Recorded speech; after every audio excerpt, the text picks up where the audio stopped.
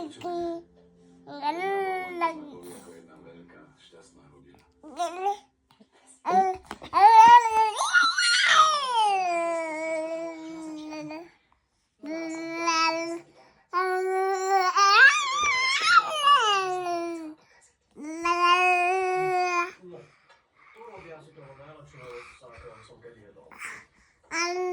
Skvelého jedla.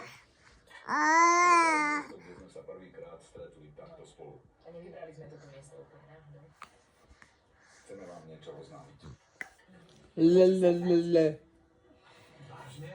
Super, gratulujem. Na dočakávania. Spoločné bývanie. Ja neviem, ako sa do tých dvojí zbaviť. Petáti, Všetci presťahovali Simi. do väčšieho, do rodinného domu. Dáme aj s ďalšími Fitness štúdio, vždy môj sen. Ale nikdy by som sa na to nemohla, keby som nemala Tomáša. Neviem, čo mám na to povedať. No, keď ste akokoľvek proti, tak my sa do ničoho z toho púšťať nebudeme. Váš súhlas je pre nás kľúčový. Cením si to, ale vyberiem si to stavím, že nebudeme na to Cítim to rovnako. Rád vás vidím taký šťastný.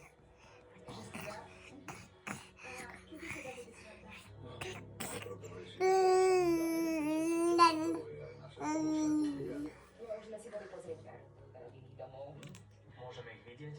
Jasné. Budeme len rádi, keď sa zapojíte. A môžeme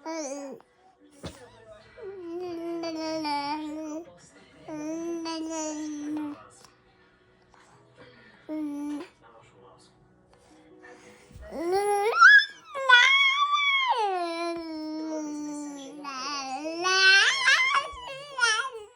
máš svoj byt pre pretože časť patrila tvojho mára. Ponúkli ho na predaj, z ktorého sme mali uhrádiť spláť. Ty, Džunžak. Tomáš mal všetko dokonale premyslené.